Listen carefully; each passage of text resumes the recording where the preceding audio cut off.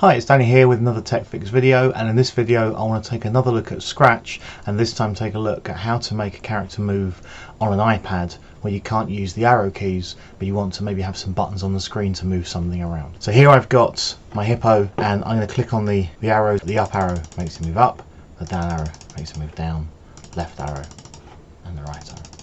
Okay, so I'm in Scratch. I'm just going to play around with my scene for a little bit. I'm going to remove the Scratch cat from the screen. I'm going to click down here and choose a sprite. So I'm going to go on animals and I'm going to choose my hippo animal. There we go.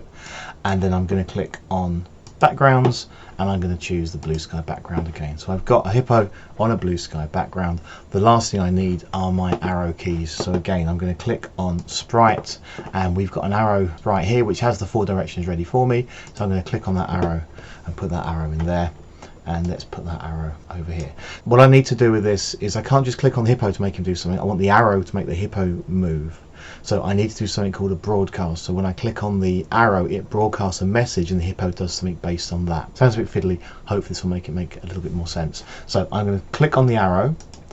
Arrow's up here, so that's what I'm working on at the moment. I'm going to click on events and I want to choose when this sprite is clicked. So when I click the arrow, I want it to broadcast a message, and the message I want it to broadcast is going to be right because it's pointing right, like so. So it's going to broadcast a message right. So I'm now going to click on the hippo, and with the hippo I want him to listen out for a message. So when I receive right, I want him to change X by 10. So if you watched the last video, I talked about the fact that we've got XY coordinates. So 0, 0 is the center. X will go up by 10 going this way, and X will go down going this way. Y will go up going up screen, and Y will go down going down screen. So when I receive right, change X by 10. And again, if you saw the last one, I also had the next costume command which will make him flap a little bit. So let's see if that works. There we go. Clicking on the arrow, the hippo's flying to the right. That's all cool. So I'm going to duplicate my arrow, and this arrow I'm going to go into the costumes and I want this to be the left arrow. Back to my code. So now I've got a left arrow which I can put over here. I can change the code now. When this sprite is clicked, I don't want it to broadcast right, I want it to broadcast left.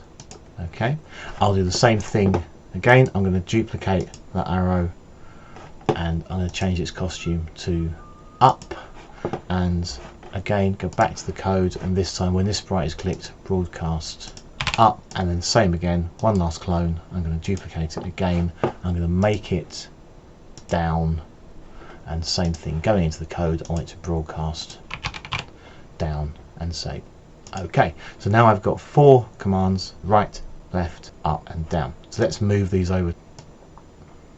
Now I go back to my hippo, I can duplicate this code. So when I receive left, change X by -10, go into events, and when I receive, let's drag those 2 down and into motion. What I actually want then is change Y by, so let's do change Y by 10 and Y by 10. So when I receive down, change Y by -10, and when I receive up, change Y by 10, and again the next costume I can put on there. And then the last thing I did before, same thing, let's have the events. When the flag is clicked, let's set the position to 0, 0. So go to X 0, Y 0.